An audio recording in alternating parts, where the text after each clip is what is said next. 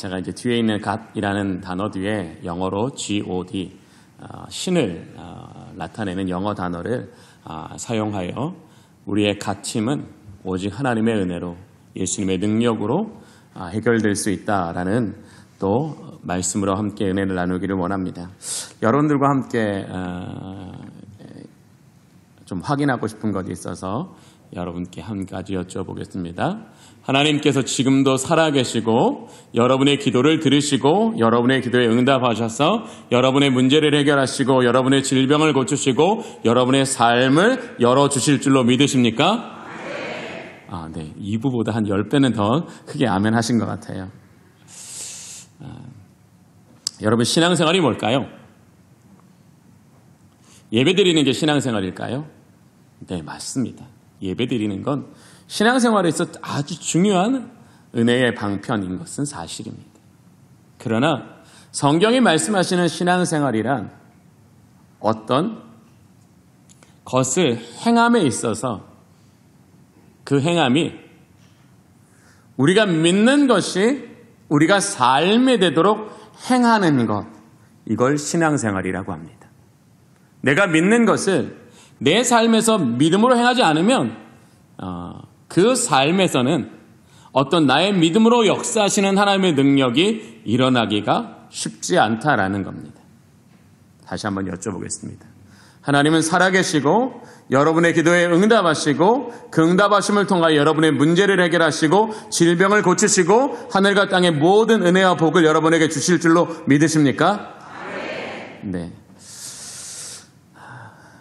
우리의 삶 속에서 우리가 고백한, 우리가 믿는 모든 진리가 저와 여러분의 삶에 충만해지기를 간절히 원합니다. 위라클이라는 유튜브 채널이 있습니다. 이 위라클이라는 유튜브 채널을 운영하는 운영자는 신실한 크리스찬인 박위라는 형제입니다. 이 박위라는 형제는 모태신앙인이었습니다. 그래서 겉으로 보기에는 신앙생활을 잘하는 것처럼 보이는 청년이었습니다. 그러나 그는 세상의 즐거움을 포기할 수 없어서 한 번은 밤늦게까지 술을 마시고 주일 아침에 교회에 가서 하나님, 저는 술과 쾌락을 포기할 수 없으니 그냥 회색 크리스찬으로 살다가 죽을 때 회개하겠습니다 라고 기도를 드린 적도 있다고 합니다. 이 박규 형제는 취업이 힘들었던 IMF 시절에 취업을 고민하던 중 외국계 팩션 회사에 운 좋게도 취업을 할 수 있었다고 스스로 이야기했습니다. 학점이 안 좋은데 운 좋게 취업을 하고 또 정직원으로 전환되던 날 너무나 기쁜 나머지 친구들과 함께 술 파티를 벌였고 그렇게 술을 마시던 중 필름이 끊겼다고 합니다.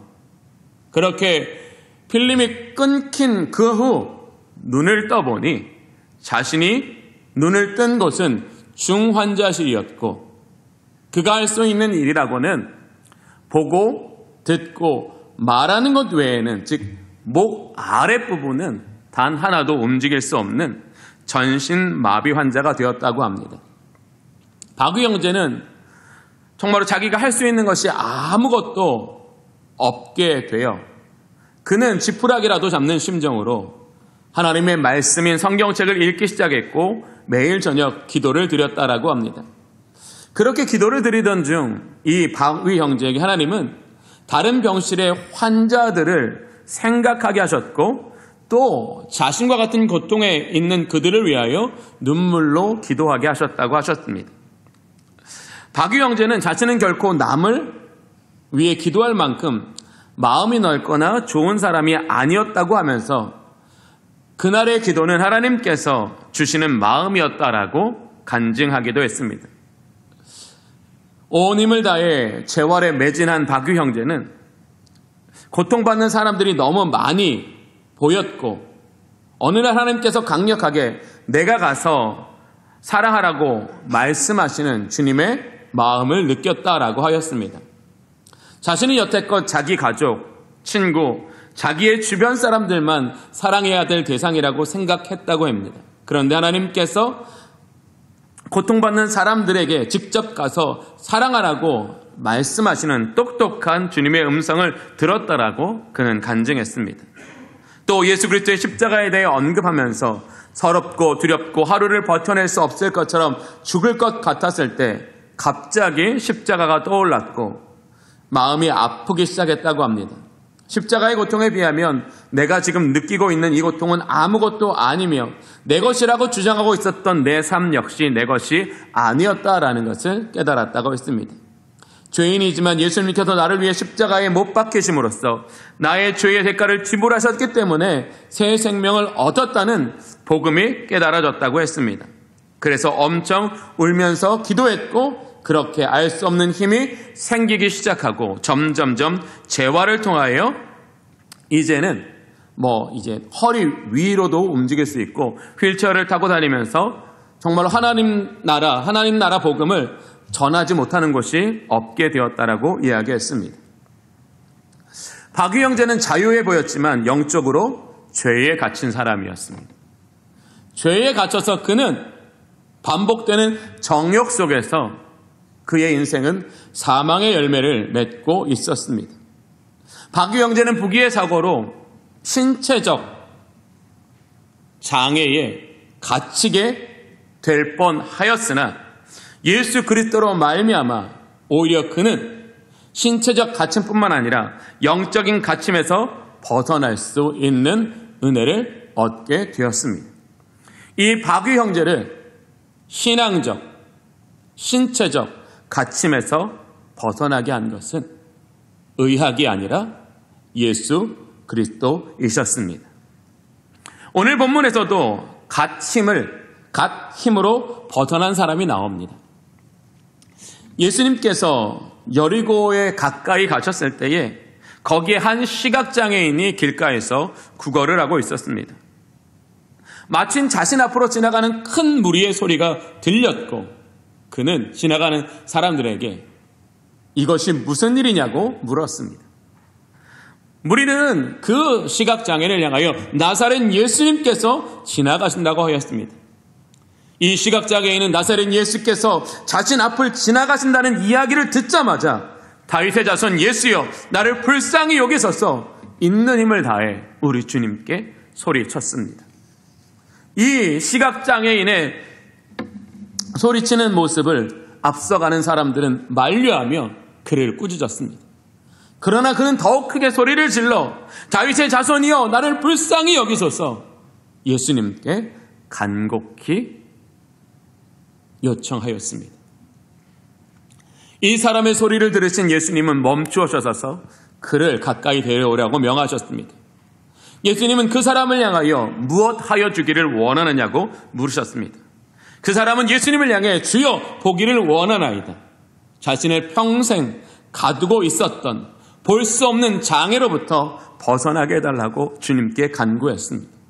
예수님은 그 사람을 향하여 내 믿음이 너를 구원하였느라 하셨고 시각장애인은 곧 보게 되어 하나님께 영광을 돌리고 예수님을 따르게 되었습니다. 시각장애인은 태어날 때부터 시력을 가지지 못한 장애인입니다. 당시에 이 선천적 장애는 세상의 어떤 방법으로도 결코 해결할 수 없는 일이었습니다. 그러나 장애는 신체적인 뿐만 아니라 인생의 많은 부분에서도 스스로 포기하고 살아가게 합니다.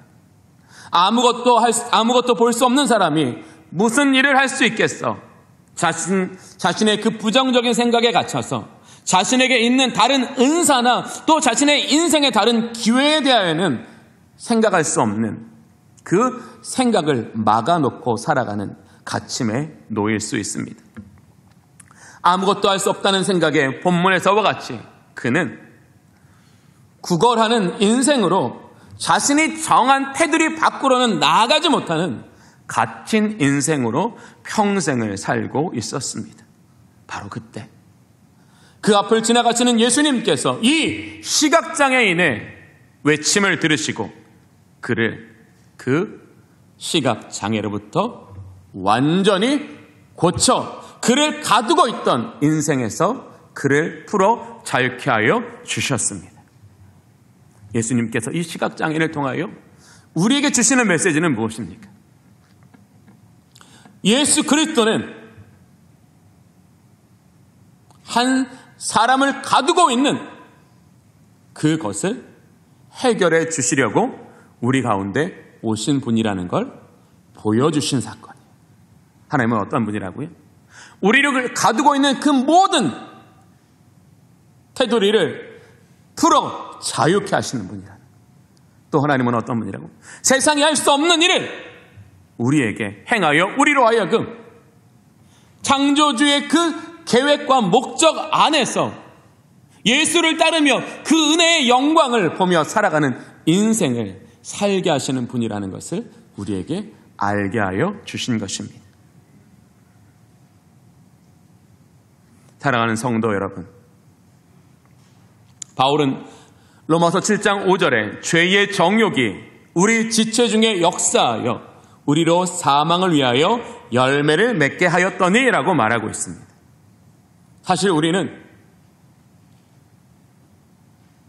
여러 가지 요인들로 통해요 갇힌 같은 삶을 살아갑니다. 그러나 우리의 삶을 가장 가두고 있는 것은 무엇일까요? 바로 죄입니다. 우리는 죄에 갇혀 있었고 그 죄가 우리에게 정욕을 살게 하여 우리의 인생에 사망의 열매를 맺게 하는 벗어날 수 없는 완전히 죄에 가로막힌 인생을 살고 있었습니다.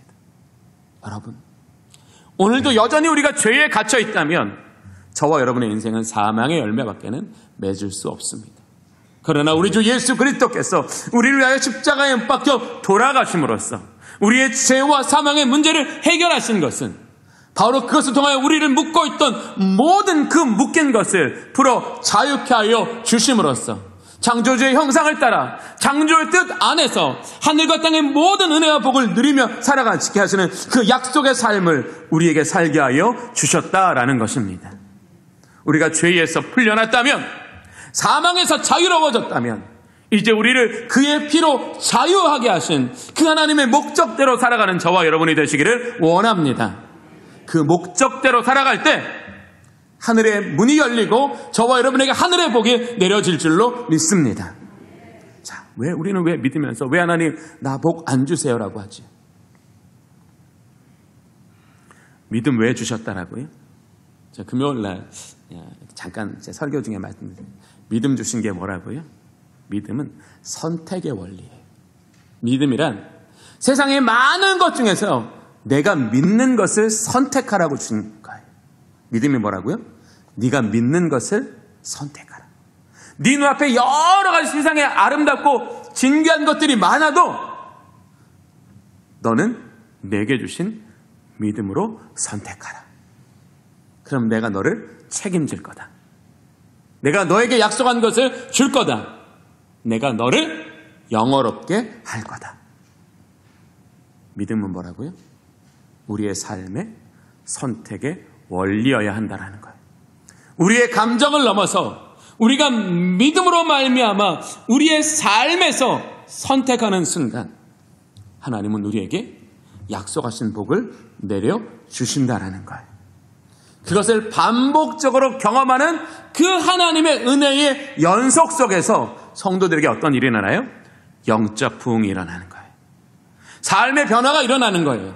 성령의 열매를 맺게 되는 거예요. 근데 우리는 믿는다고 하면서 우리의 삶에서 그 믿음으로 선택하지 않기 때문에 우리를 위하여 복은 예비되어 있으나 그 복을 누리지는 못하는 연약한 인생을 살아가는 것입니다. 사랑하는 성도 여러분, 우리는요 신체적인 어려움에만 갇혀 있는 것은 아닙니다. 사실 우리는 더 많은 것에 갇혀 살아가고 있는 것이 현실입니다. 제가 목회를 하면서 어떤 분과 상담한 적이 있었어요. 그 상담이 뭐였냐면, 목사님, 난 교회에서 성도들과 함께 은혜롭게 말씀으로 교제하고 싶은데 이게 너무 어려워요 그러다는 거예요. 그래서 왜 어려워요? 그분께 쭉 살아왔던 인생 스토리를 들어보니까 과거에 어떤 사람에게 지워지지 않은 상처를 받았는데 그 상처를 또 받을까 두려워서 사람들에게 다가가는 것이 어렵고 또 사람에게 자신의 마음을 열어놓는 것이 힘들다고 하였습니다. 과거의 상처에 갇혀서 내가 저 사람과 옆에 있는 분, 특별히 이제 옆에 있는 어떤 그런 사회성이 좋은 사람들이 막 교회 와서 사람들이랑 막 은혜 안에 교제하고 또 말씀으로 서로 격려하는 모습을 보면서 나도 저렇게 살아가기를 원하는데, 나도 저렇게 되기를 원하는데 내가 그 은혜를 향하여 다가서지 못하고 있다. 뭐 때문에? 혹시 이 사람이 나를 또 거절하면 어떨까? 나 이 사람 때문에 상처받으면 어떡할까? 그 두려움에 갇혀서 성도의 아름다운 교제가 가로막혀 있다는 걸 경험한 적이 있습니다. 또 어떤 분은 실패의 두려움에 갇혀 있는 분이 있었어요. 살다가 원찮은 실패를 했어요. 늘 그것 때문에 마음이 힘들고 어려워서 기도 생활조차 다시 할 수 없었어요. 그런데 옆에 있는 분들이 아니야, 여기서 네 인생 끝나는 거 아니니까 다시 한번 해봐, 다시 한번 도전해봐, 다시 한번 노력해봐 라고 사랑으로 권면했지만 한 번 더 실패하면 자기의 인생이 완전히 망가질 것 같아서 그 실패에 갇혀서 한 걸음도 더 나아가지 못하는 그런 어려움에 있는 분도 본 적이 있습니다. 또 어떤 분들은 사회적인 벽 앞에 가로막혀서 어려움을 당하는 분도 있었고, 또 교만에 갇혀서 어려움을 겪는 분, 또 게으름 갇혀서 어려움을 겪는 분들, 특별히 또 연약한 믿음 안에서 어려움을 겪는 분도 목회를 하면서 계속 본 적이 있습니다. 사랑하는 성도 여러분, 성도님들 가운데는 은혜가 끊어진 삶을 살아가고 있는 분들도 간혹은 계시더라고요. 은혜가 끊어졌을 때 자신에게 곧바로 고통이 다가오면 아이고, 내가 이 은혜가 끊어져서 이 고통을 받는구나. 다시 은혜 회복해야지. 은혜를 회복하기 위해서 기도의 자리를 회복해야지. 말씀의 자리를 회복해야지. 이렇게 은혜가 메말라 버린 그 삶에 하나님의 즉각적인 고난을 주셔서 믿음을 회복해야 하는 그 삶이 필요한데 은혜가 다 메말라 있어요. 그런데 고난도 없어요. 은혜가 메말랐어. 그런데 살아가는 게 하나도 안 힘들어. 하나도 안 어려워. 부족한 것도 없어. 그러니까 은혜가 메마른 채로 그대로 살아가고 있는 거예요. 사랑하는 성도 여러분,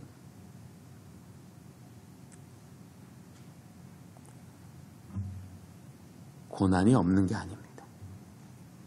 축복이 끊어진 겁니다.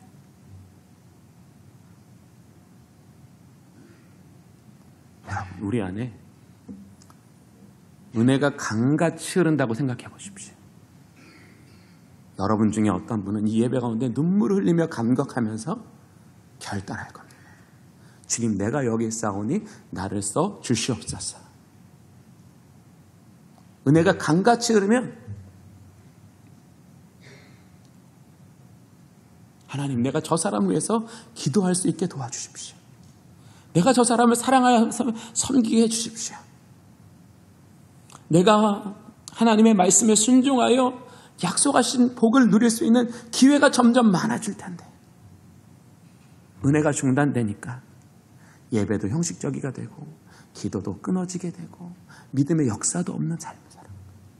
그게 평안한 겁니까? 그게 성경이 말씀하시는 내가 너에게 평안을 주노라라고 말씀하신 우리 주님이 우리에게 그 십자가의 은혜로 주기를 원하시는 평안입니까? 여러분들은 성경이 말씀하시는 그 평안으로 말미암아 영적으로 자유하여 그 자유로 인하여 성령의 인도하심을 받고 계십니까? 왜 우리는 우리의 삶의 평안조차도 분별하기가 어려운 약함에 있습니까? 생각해 보십시오. 은혜가 메마른 것, 그래서 내 안에 어떤 영적 사고도 일어나지 않고 성령의 역사하심도 없고 그래서 믿음으로 내가 순종할 일도 없다면 그게 과연 은혜로 살아내고 있는 걸까요? 어쩌면 우리도 지금 갇혀 있는 겁니다. 메말라버린 은혜, 거기에 고통이 수반되지 않으니까 그냥 거기에 가두어져 있는 겁니다. 거기에 멈춰져 있는 겁니다. 거기에 방치되어져 있는 겁니다. 저는 우리 모든 성도님들에게 은혜가 우리 속에 강같이 흘러서 성령이 우리를 통하여 역사하시는 그 은혜의 삶을 살아가시기를 원합니다. 바로 그게 하나님이 우리를 위하여 십자가를 지신 이유입니다. 오늘 본문은 우리에게 우리가 어떻게 해야 갇힘에서 벗어날 수 있는가를 세 가지로 이야기하고 있습니다. 첫 번째, 갇힘에서 벗어나기 위해서는 기회를 놓치지 않아야 한다고 말합니다. 이 길가에 앉아 구걸하던 사람에게 웅성웅성웅성 많은 무리가 지나가는 소리가 들렸어요. 궁금했어요. 무슨 일이 나왔을까? 볼 수 없으니 당연히 더 궁금증을 켰죠. 그래서 물었어요. 이게 무슨 일입니까? 나사렛 예수님께서 지금 지나가십니다. 아, 그래요? 거기서 그는 끝내지 않았습니다. 다윗의 자손이여, 나를 불쌍히 여겨주소서.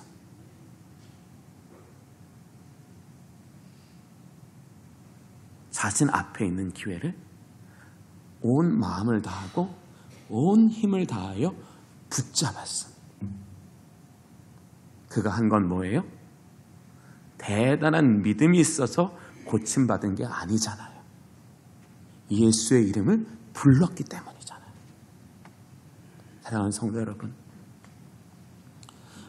성령이 여러분에게 은혜를 주셔서 기도의 문이 열려져 있는 분이 있다면 기도의 영역을 확장시켜 나가는 은혜가 있으시기를 원합니다. 기도의 문이 열렸을 때 나를 위해 기도하는 건 하나님의 은혜를 더 많이 누리지 못하는 겁니다. 하나님 내게 기도의 문을 열어주셨습니까?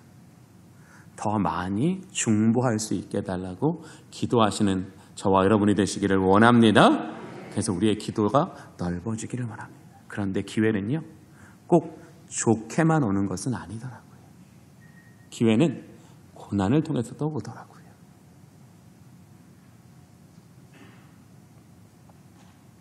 살다가 어려운 일을 당해서 해결하기 어려운 문제를 만나서 어떤 사람들은 겨우겨우 붙잡고 있던 예배의 끈마저 놓아버리는데 어떤 사람은 하나님 앞에 나아가 눈물로 기도합니다.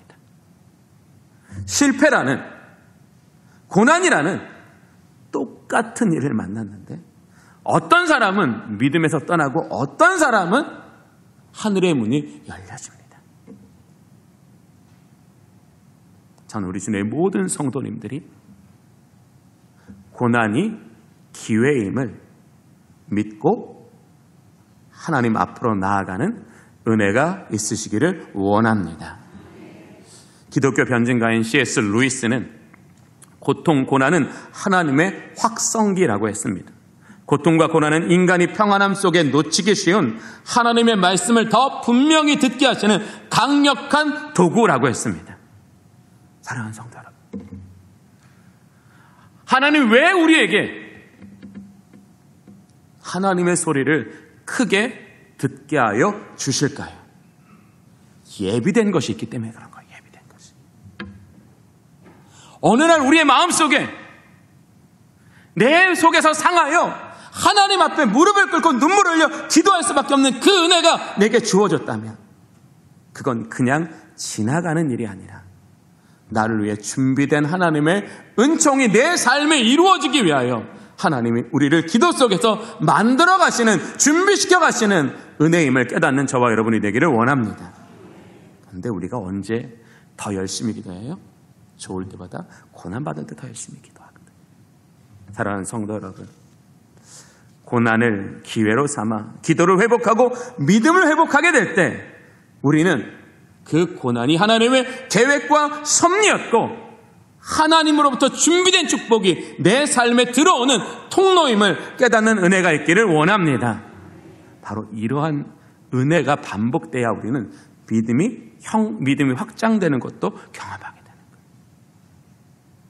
두 번째, 우리가 갇힘에서 벗어나기 위해서는 다윗의 자손에게 구해야 한다라고 말씀하고 있어요. 지금 나사렛 예수님께서 지나가신다는 그 이야기를 듣고 이 맹인은 어떻게 외쳤어요? 다윗의 자손이여 라고 외쳤어요. 다윗의 자손이라는 말은 무엇이에요? 하나님께서 구약의 예언자들을 통하여 예언하신 그 메시아, 그 메시아는 어떻게 했어요? 다윗의 자손으로 오시는 분이잖아요. 예수님을 하나님께서 선지자를 통하여 예언하신 그 메시아라고 고백하고 있는 거예요. 사랑하는 성도 여러분, 우리 제일 처음에 제가 뭐 여쭤봤지요? 하나님께서 오늘도 살아계셔서 여러분의 기도를 들으시고 그 기도에 응답하셔서 문제를 해결하시고 질병을 고치시고 여러분에게 하늘과 땅의 모든 복을 누리게 하십니까? 라고 했을 때 여러분 뭐라고 대답하셨어요? 아멘이라고 하셨어요. 그렇죠?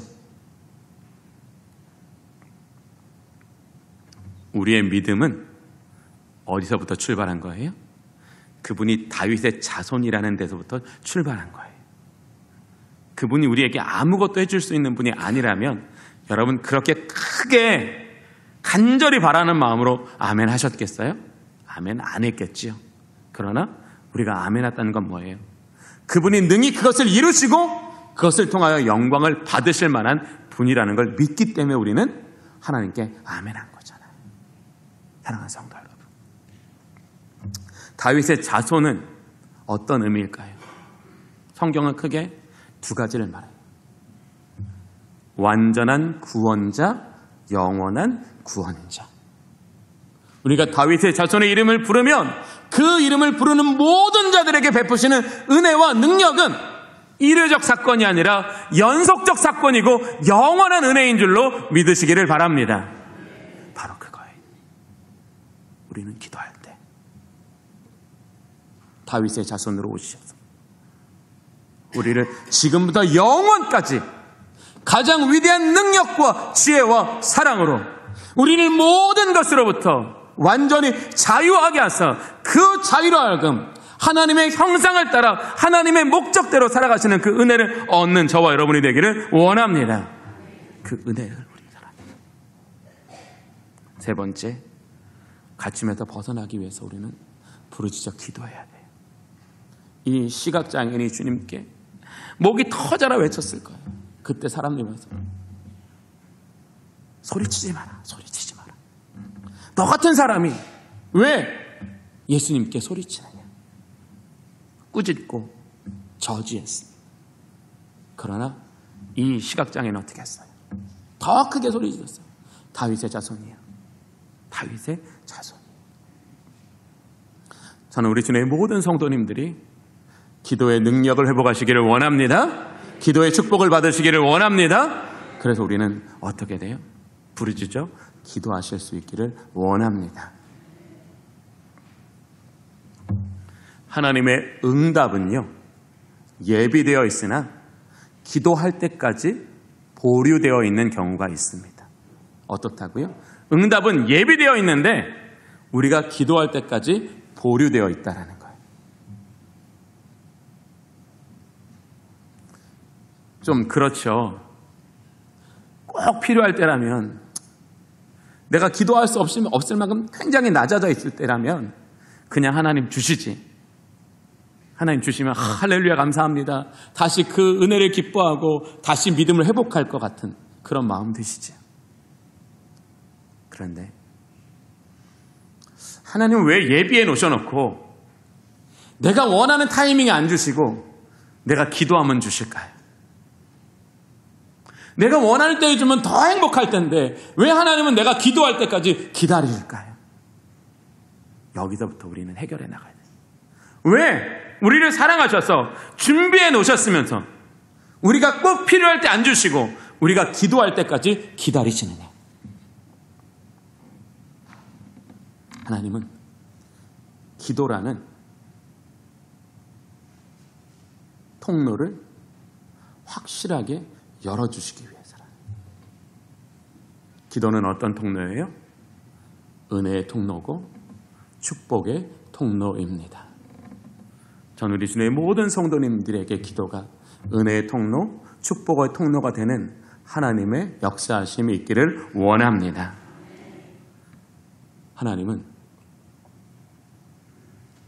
기도라는 하나님의 은혜의 통로, 축복의 통로, 그것이 하나님의 임재 앞이 되기를 원하시는 거예요. 너의 문제가 해결되는 것은 나의 임재 앞이야. 너의 모든 어려움이 해결되는 것은 나의 임재 앞이야. 하나님이 원하시는 건 뭐예요? 기도라는 통로를 통해서 하나님, 나의 구원이 하나님께로부터 왔습니다.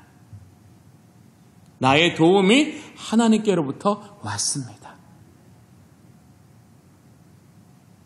기도의 자리에서 하나님의 임재를 느껴 그 하나님의 임재를 우리 삶의 중심으로 가져오게 하시는 것, 이게 더 큰 복이기 때문에 하나님은 우리를 기도할 때까지 기다려주시는 거예요. 우리가 기도할 때 하나님의 임재를 못 느껴요. 그러면 그건 굉장히 불행한 일이에요. 내가 기도하는데 하나님 지금 여기 나와 함께 하시구나. 하나님 지금 여기 내 기도를 들으시는구나. 하나님 내 기도에 역사하시는구나. 내가 기도하는 모든 그 기도 속에서 하나님의 임재를 경험하고 그 임재가 하나님의 축복을 경험하는 통로가 되면 우리는 그 하나님의 임재를 우리의 변두리에 두지 않고 어디에 둘까요? 우리의 삶의 중심에 두거든요. 하나님 그걸 기대하시는 거예요. 너 기도의 분량이 모자라니 안 줘라고 말하시는 분이 아니에요. 물론 기도가 많으면 더 좋은 거 사실입니다. 더 많이 기도하실 수 있기를 원합니다. 그런데 하나님이 정말 기도를 통해서 우리에게 바라시는 게 뭘까요? 주님이 임재하시는 그 임재가 우리의 삶의 중심에 들어와 그것이 우리를 온전케 하는 게 되기를 원하시는 거예요. 전 우리 사랑하는 성도님들이 이제 기도하실 때 여러분이 필요한 것, 바라는 것도 구하시는 은혜가 있기를 원합니다. 그러나 하나님의 임재를 경험하게 해달라고 기도하실 수 있기를 원합니다. 하나님의 임재 안에서 나의 영적 지각을 열어주시고 내 안에 진리를 깨달아 그 말씀으로 말미암아 하나님의 뜻을 따라 믿음으로 구하게 해달라고 기도하시기를 원합니다. 또 기도하였다면 의심하지 않고 순종하게 해달라고 기도하시기를 원합니다. 우리는 그렇게 해야 돼요. 우리의 기도가 응답받으려면 정말로 응답받기를 원하시면 여러분의 기도의 자리를 하나님의 임재의 자리로 만들어내시기를 원합니다. 여러분의 기도의 자리가 하나님의 임재의 자리가 되면 거기서 하나님은 여러분의 신음소리 하나 놓치지 않으실 겁니다. 여러분의 말을 듣지 않고 여러분의 중심을 들으실 줄로 믿습니다. 여러분의 현재만 보시지 않고 여러분의 미래로부터 응답을 주실 줄로 믿습니다. 우리의 삶에 가장 중요한 게 뭐예요? 하나님의 임재예요.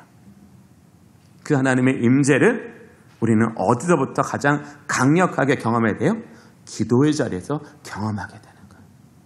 그래서 그 기도를 내 삶의 중심에 가져다 놓는 그 순간 우리는 준비되어 있던 모든 하나님의 은총을 누리는데 그 준비되어 있는 하나님의 은총이 우리에게 하나하나 우리에게 응답되어 줄 때 거기서 하나님께서 우리에게 왜 우리를 기다리셨는지, 왜 우리를 준비시키셨는지, 왜 우리를 훈련시키셨는지 그 모든 하나님의 섭리가 깨달아지면 받은 은혜의 방향도 하나님을 향해 흘러가게 될 줄로 믿습니다. 바로 그 핵심이 뭐예요? 임재예요. 저는 여기 계신 모든 분들이 예비된 하나님의 은혜를 기도를 통하여 누리시기를 원합니다. 그리고 그 모든 은혜의 포커스가 맞춰지지 마시고 하나님의 임재라는 더 중요한 영적인 그것을 붙잡으실 수 있기를 원합니다. 바로 그래야 돼요. 그러면 우리의 갇힘은 갓 힘으로 완전히 해결되는 은혜를 누리게 될 것입니다. 성경에서 가장 어떤 것에 갇혀서 죄를 반복하고 있었던 사람이 누구일까요? 바로 사울입니다. 사울. 우리가 바울이라고 말하는 사울입니다. 그는 죄에 갇혔고요. 그는 돈에 갇혔고 그는 세상 권력에 갇혀있던 사람입니다. 그것이 전부이고 그것이 최고이고 그것이 자기를 끝까지 지켜줄 거라고 생각했습니다. 그러나 그는 부활하신 예수 그리스도를 만나고 그가 끝까지 악에 악을 더하여 지키려 했던 모든 것들이 배설물 같아지는 은혜를 누릴 수 있게 되었습니다. 사랑하는 성도 여러분, 사도행전을 보십시오. 바울에게 부족한 은혜가 있었습니까? 부족한 능력이 있었습니까?